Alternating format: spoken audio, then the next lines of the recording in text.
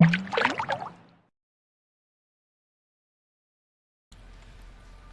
ayun, hello what's up sa inyo guys. So andito na naman tayo sa ating episode 8 part 4 ng ating Project Seno contest. So ngayon guys, ang gagawin natin is tatry natin ang ating bagong lineup na Samurai, Ninja at Psychic. So let's go guys, wala na tayong papatagalin dyan. So punta kagad tayo sa battle. So let's go. Kamusta kayo guys?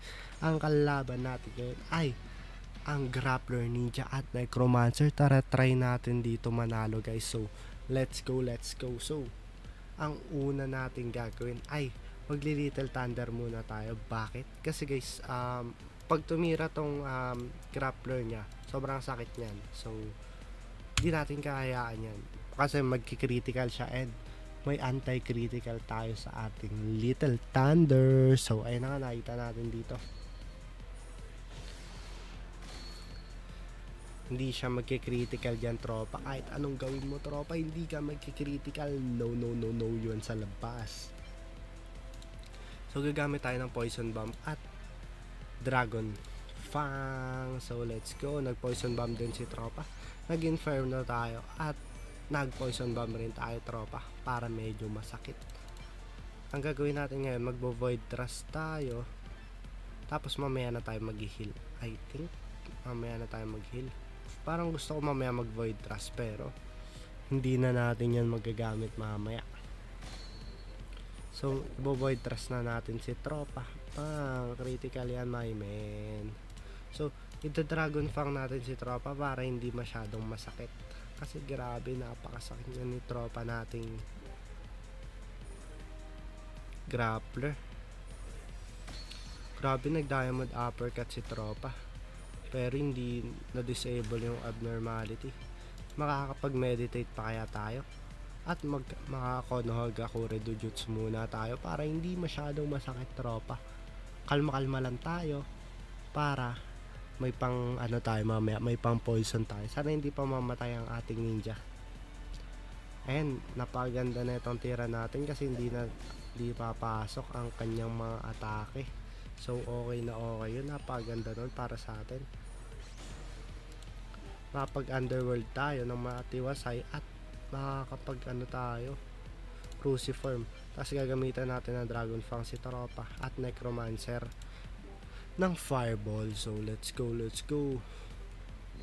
Nag underworld din si tropa pero madami tayong atake. Napakaganda nun para sa atin. Parang feel ko mamamatay yung ninja niya ngayong araw. Ay hindi mamamatay yung ninja niya. Pero okay lang yun. Grabe, 2 poison mula kay tropa. Uy, patay ang kanyang ninja. Next turn. So ang gagawin natin ngayon, ipapakritical na natin yan si tropa. At isa pang ganun, kasi kapag umatake pa yung kanyang ninja, mamamatay na kagad ang kanyang ninja, mga tropa. So no yan sa labas, mga tropa. Napaganda na mga binibitawan nating mga moves. So let's go. Sana tuloy-tuloy lang ang ating win streak. So let's go. Kamusta naman kayo guys? Sana naman may mga natututunan kayo sa ating Project Seno content. So let's go. Napaganda na ito guys. And may sudden death mode na. Pero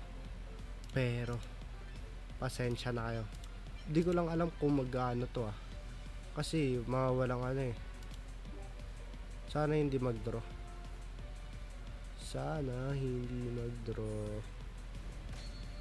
Papatay niya ang ating sana sarap. Uy, grabe ga yun. What a clutch by user. Grabe, napaganda ng ginawa niya dun guys. Kahit sabihin natin natalo tayo, okay lang kasi napakaganda nung ginawa niya dun. At kudos sa'yo tropa.